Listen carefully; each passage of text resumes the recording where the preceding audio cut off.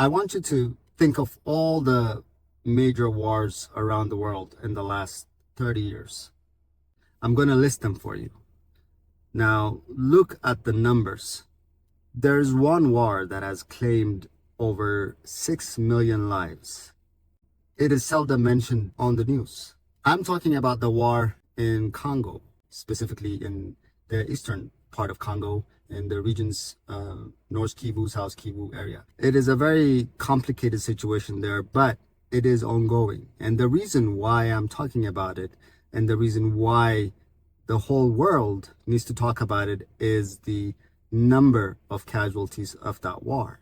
In the last 2 years, people have talked a lot about Palestine, Syria, Yemen, Sudan, Somalia, Nigeria. There's a whole bunch of conflicts going on, including the Russian-Ukraine war. But this war in the Congo, the numbers alone should make everybody pay attention, because since 1996, this war has claimed over 6 million lives. 6 million lives lost from conflict. That number is unbelievable, and nobody talks about it. And I'm wondering why. If we're talking about innocent women and children, refugees and victims of war, shouldn't numbers matter? 6 million people, that is a big, big population. It is bigger than some small countries. And yet, if I ask you, if you know what's going on in the Congo, how many of you are able to tell me exactly what's going on? And that's why I'm making this video. It's going to be a bit longer than my usual videos, but that is because it is important to understand the history of that region. The whole region is populated by mainly people from Bantu ethnicities. You have the Tutsi, the Hutu, and a whole bunch of others that are residing in Congo. And you also have some Pygmy tribes there. I'm gonna put the list of tribes that are there. So you need to know about the Tutsi and Hutu ethnic groups because it is related. When you go to the pre-colonial era, basically the Tutsi and Hutu, they were from the same clan and they had the same religious beliefs. They spoke the same language. The Tutsi were cattle herders and the Hutu were farmers. And there was intermarriage, and it's just more like a role than an ethnic group. And then between 1890 and 1962, colonial era, and the Belgians used this division to divide the country and made the Tutsi and Hutu distinct groups, which inevitably led to conflicts. In the 1960s, the Hutus overthrew the Tutsi monarchy, and they killed about 100,000 Tutsis, and a lot of Tutsi fled to Uganda, Tanzania, and Congo. I don't want to go through too much of the Rwandan side of the story because it deserves its own video. So after the genocide in 1994, between 1996 and 2003, Rwanda and Uganda invaded Zaire. The first Congo War was from 1996 to 1997. It was triggered by the 1994 Rwandan genocide, during which ethnic Hutu extremists killed about 1 million people. 1 million people that included Tutsis and moderate Hutus. Many of the perpetrators fled to eastern Congo, where they regrouped and continued to pose threats to Rwanda. So Rwanda and Uganda went to eastern Congo to dismantle this militias, and they ultimately ousted President Mobutu Sese Seko, and they put in Kabila as the new president. That's the first Congo War.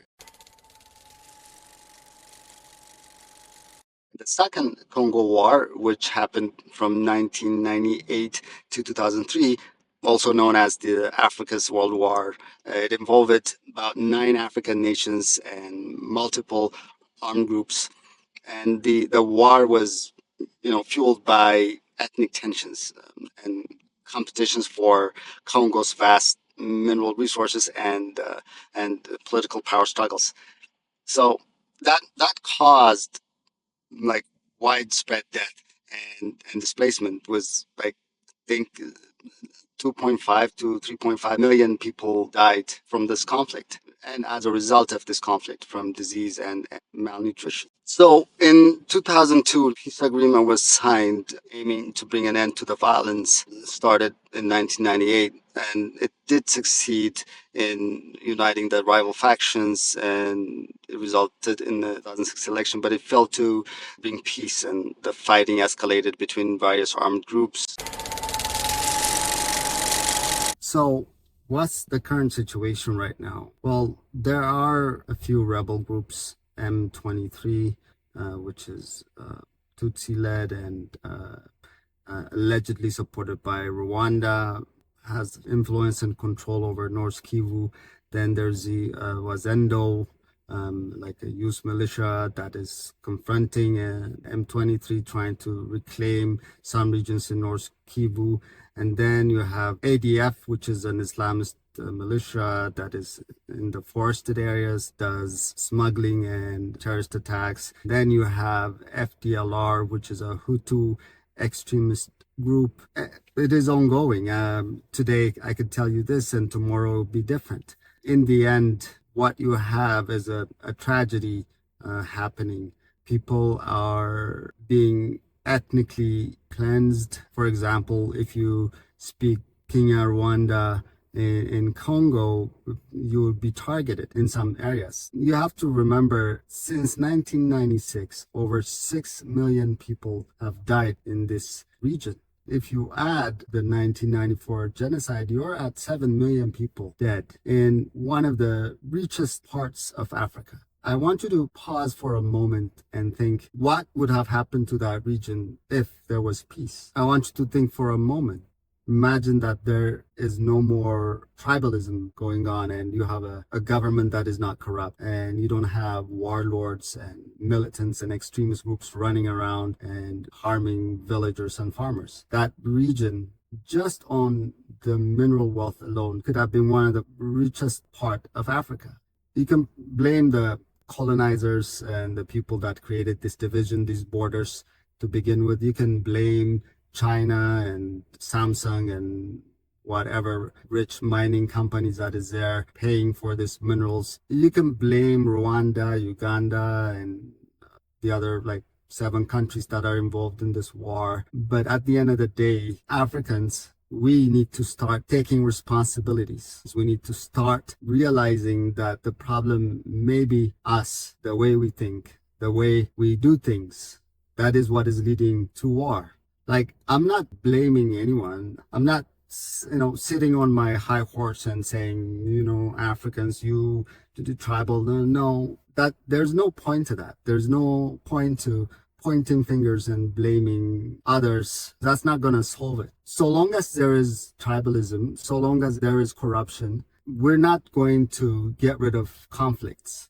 If we take a moment to sit down and ask ourselves, why? Why are we fighting? Where do we go from there? What's the point of it? And this war should tell you, this conflict should tell you that the world doesn't care. There's a lack of moral clarity in the world today. This East Congo conflict is still there. The rebel groups are there fighting right now as we speak. 300-400 kilometers north of that, in the Sudan, is another war going on. And there's another conflict going on in South Sudan. There's another one going on in Ethiopia. There's another one going on in Somalia. Look at us. What are we doing? What is the point of all this conflict? Where does it end? And I just don't get it. It is tiring to look at all these conflicts and the reasons behind it. It is, in my opinion, it is senseless. The reason why we fell is because we refuse to acknowledge the senselessness of this violence. If you understand the root cause of this problem, the ethnic divisions and the conflict, and if you think that there's merit in this type of tribalism, then it is time for you to sit down and reflect, because the rest of the world has moved on. The rest of the world doesn't have this ethnic wars that we do. The solution is not some communism type revolution or some type of movement that is going to lead to more violence. That's not going to get us anywhere. It's been tried for the last 50, 60 years.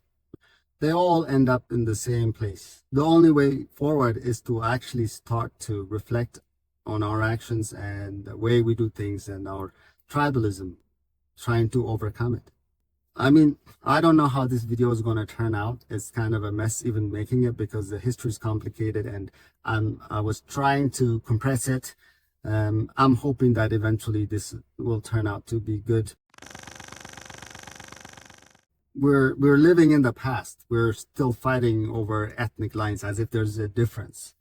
This type of mentality is, in my opinion, is a sickness. It is what is keeping Africa in the dark.